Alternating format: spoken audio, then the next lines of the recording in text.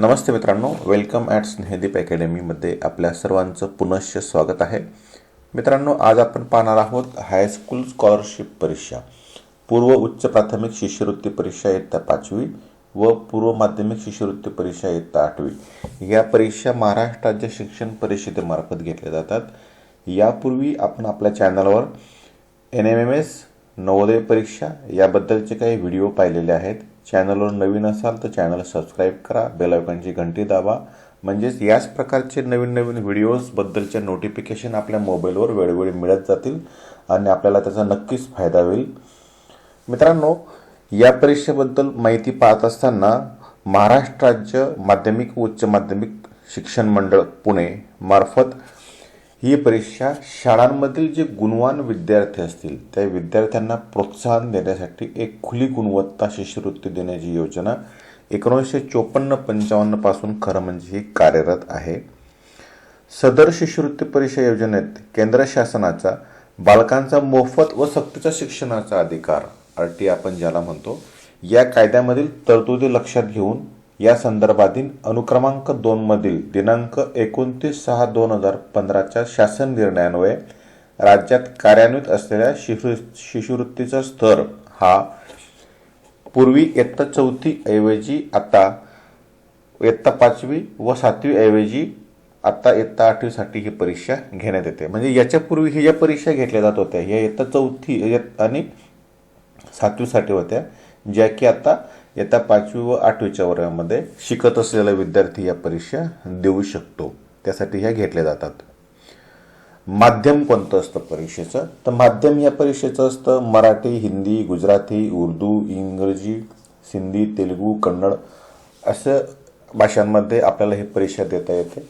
इयत्ता 5वी व इयत्ता 8वीच्या सेमी इंग्रजीच्या विद्यार्थ्यांकरता मात्र गणित व बुद्धिमत्ता चाचणी या विषयाचा इंग्रजी माध्यमाकरता जो पेपर असेल तोच पेपर आपल्याला उपलब्ध करून दिला जातो. हे एक बाब लक्षात घेण्यासारखी आहे. पुढचा मुद्दा की या परीक्षेसाठी इलिजिबल कोण असतं, पात्रता कोणाची असते, कोण पात्र असतं? तर महाराष्ट्र राज्याचा रहिवासी असलेला विद्यार्थी ज्याचे पालक किमान मागच्या 15 वर्षापासून महाराष्ट्रामध्ये वास्तव्याला आहेत तो या परीक्षेला पात्र असतो. तसंच विद्यार्थी शासनमान्य शासकीय अनुदानित, विनाअनुदानित, कायम विनाअनुदानित, स्वयं अर्थसहाय्यित शाळेत इयत्ता 5वी किंवा 8वीत शिकत असावा. कंटिन्यू. वयोमर्यादा काय असते या परीक्षेची? तर वयोमर्यादा या परीक्षेची असते प्रवर्ग 1 जून रोजी कमाल वयोमर्यादा पूर्व प्राथमिक शिष्यवृत्ती परीक्षेसाठी म्हणजे इयत्ता 5वी, पूर्व माध्यमिक इयत्ता 8वी सर्व प्रवर्गांसाठी 11 वर्ष ते 14 वर्ष आणि दिव्यांगांसाठी 15 वर्ष ते 18 वर्ष दरम्यान विद्यार्थ्याचे वय असावे, तो ह्या परीक्षेसाठी पात्र असतो. परीक्षा कधी असते? वार, तारीख दरवर्षी. तर शिष्यवृत्ती परीक्षा ही दरवर्षी महाराष्ट्राचे शिक्षण परिषद जाहीर करेल त्यानुसार साधारणतः अंदाज फेब्रुवारी महिन्याच्या 2ऱ्या किंवा 3ऱ्या रविवारी घेण्यात येते. तारीख मागे पुढे होऊ शकते, काही निवडणूक कार्यक्रम असला किंवा इतर काही परीक्षा असल्यात, नैसर्गिक आपत्ती असली तर. शिष्यवृत्ती परीक्षा ही महाराष्ट्राच्या परीक्षा परिषदेने जे काही सेंटर्स परीक्षा केंद्र निश्चित केलेले असतात त्याच केंद्रावर ही परीक्षा होते त्या जिल्ह्यामध्ये. आता परीक्षेचा अभ्यासक्रम काय असतो तो आपण जर सविस्तर पाहिला तर त्यामध्ये पेपर 1 असतो, विषय मराठी, प्रथम भाषा आपण ज्याला म्हणतो. त्यासाठी प्रश्नांची संख्या ही 25 असते, गुण 50 असतात. वेळ त्यासाठी जवळपास पहिल्या पेपरसाठी 90 मिनिटे म्हणजे 1 तास 30 मिनिटे. पहिल्या पेपरमध्ये 2 विषय, मराठी प्रथम भाषा आणि गणित. मराठीसाठी मग असे पहिल्याप्रमाणे 25-50, गणितासमोर 50 प्रश्न असतात, गुण 100 असतात, म्हणजे एका प्रश्नाला 2 गुण असतात. पहिला पेपर हा 75 प्रश्नांचा आणि 150 गुणांचा. पेपर क्रमांक 2 इंग्रजी म्हणजे तृतीय भाषा आणि बुद्धिमत्ता चाचणी. तृतीय भाषासुद्धा 25 प्रश्न आणि 50 गुणांसाठी. बुद्धिमत्ता चाचणी गणित टाईप 50 प्रश्न 100 गुण. पहिला पेपर 90 मिनिटांचा 1.5 तासांचा. दुसरा पेपर सुद्धा 90 मिनिटांचा 1.5 तासांचा. 75 प्रश्न 150 गुण या पद्धतीने असे एकूण 2 पेपर होतात. 2 पेपरमध्ये एकूण 4 विषय असतात. या विषयांची सविस्तर माहिती आपण पुढे पाहणार आहोत. तसंच या विषयांबद्दलचं सविस्तर मार्गदर्शन सुद्धा आपल्या अकॅडमीमध्ये ऑफलाईन आणि ऑनलाईन चालतं. संपर्कासाठी कॉन्टॅक्ट नंबर तुम्हाला दिलेला आहे, आपण भेट देऊ शकतात. आता प्रश्नांची काठिण्य पातळी कशी असते या परीक्षेची, तर प्रश्नांच्या काठिण्य पातळीमध्ये सोप्या स्वरूपाचे प्रश्न असतात ते 30% असतात जवळपास, आणि मध्यम स्वरूपाचे प्रश्न असतात ते 40% असतात, आणि थोडे काठिण्य स्वरूपाचे कठीण स्वरूपाचे प्रश्न हे 30% असतात. म्हणजे प्रश्नांचे स्तर जे आहेत आपण ते 3 केलेले आहेत: सोपे, मध्यम आणि कठीण. मुलांना त्याचा अभ्यास सविस्तर करता यावा आणि कोणालाही तो प्रश्न सोपा किंवा मध्यम किंवा कठीण जाऊ नये म्हणून त्याचे स्तर निश्चित केलेले असतात. आणि परीक्षेच्या प्रत्येक पेपरमध्ये कमाल 20% प्रश्नांबाबत उत्तराच्या 4 पर्यायांपैकी 2 पर्याय अचूक असतात. हे दोन्ही पर्याय विद्यार्थ्यांना नोंदवायचे असतात. मुद्दा लक्षात घ्या, अलीकडे 20% जे प्रश्न असतात त्याच्यामध्ये 4 पर्यायापैकी 2 पर्याय हे अचूक असतात. दोघांची नोंद दोघं विद्यार्थ्याला टिक करायचे असतात पेपरमध्ये. हा एक मुद्दा लक्षात घेण्यासारखा आहे.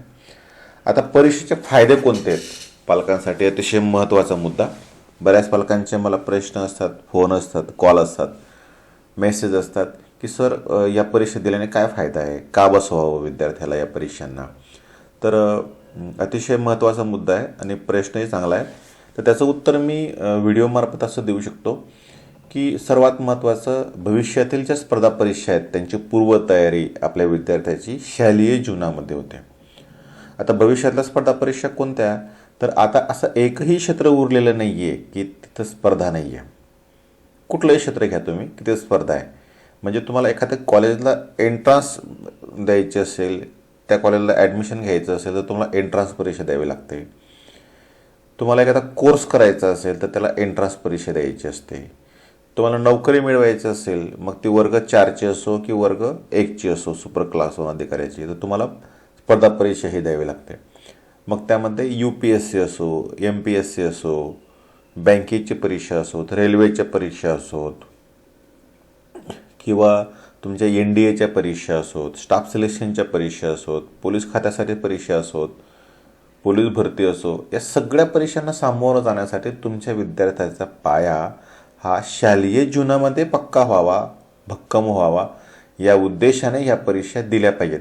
त्या परीक्षांमध्ये मेरिटमध्ये येणं किंवा ते शिष्यवृत्ती मिळणं, ते सर्टिफिकेट मिळणं, या बाबी एका बाजूला ठेवून आपण भविष्याचा विचार करून, अंदाज घेऊन या परीक्षांना विद्यार्थ्यांना बसवलं पाहिजे. हा एक महत्त्वाचा मुद्दा आहे.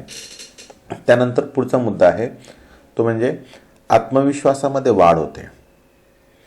विद्यार्थी जेव्हा ह्या परीक्षा देतो, परीक्षेच्या वातावरणात जातो आणि वातावरणात गेल्यानंतर त्याला तिथं जेव्हा ते परीक्षेचं वातावरण पेपर दिल्यानंतर क्रिएट केलं जातं, जो स्पर्धा पाहतो त्याला स्वतःला कळतं की मी कुठली तरी परीक्षा दिलेली आहे, मी कुठली परीक्षा देतो आहे, दिली आणि त्याचा अभ्यास केला, आणि अभ्यासानंतर मग माझ्या आजूबाजूला जे काही मुलं होते त्यांच्याशी चर्चा करत असताना त्या वातावरणात गेल्यानंतर तो फील करतो स्वतःला की यस, हा आगळा वेगळा अभ्यास माझ्या नजरेखालून गेला आहे, आणि त्याच्या आत्मविश्वासामध्ये ऑब्वियसली वाढ होते. त्याला कळायला लागतं की नाही, अशा काही परीक्षा असतात आणि हे दिल्या पाहिजेत, याचं महत्त्व असं अशा प्रकारचं असतं.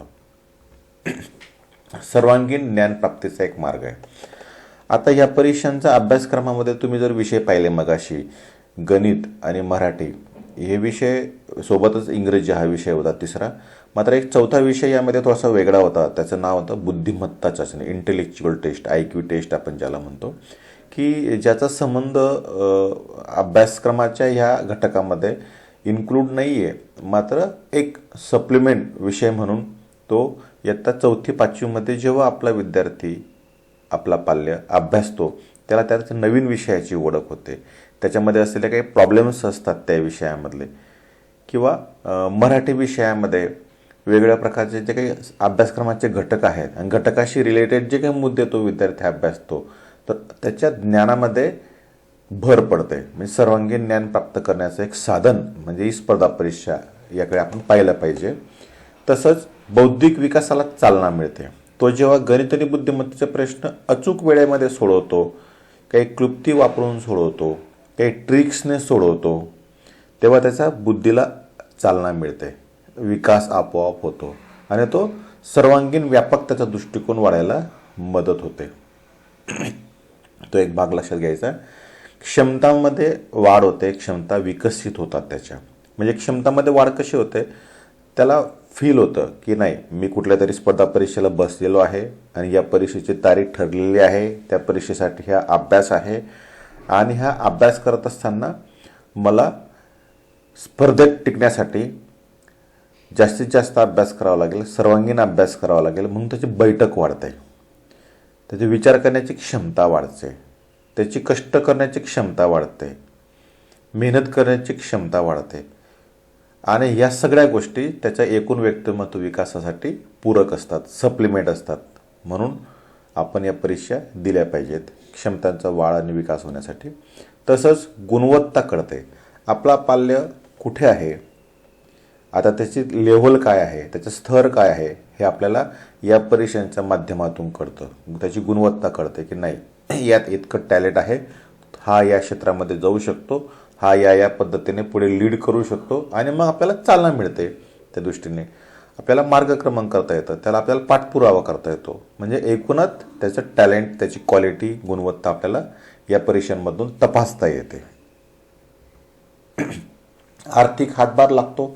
या परीक्षांमार्फत जे काही शिष्यवृत्ती आपल्याला मिळते त्याने त्याची क्लासची फी असेल, व्हॅनची फी असेल, पुस्तकांची फी असेल, कपड्यांची फी असेल, ती देण्यासाठी आपल्याला साहजिकच थोडाफार तरी हातभार लागतो. म्हणजे सगळंच काही आपलं पूर्ण होईल असं नाही, मात्र किमान काही पर्सेंट रक्कम या परीक्षेमधून मिळते.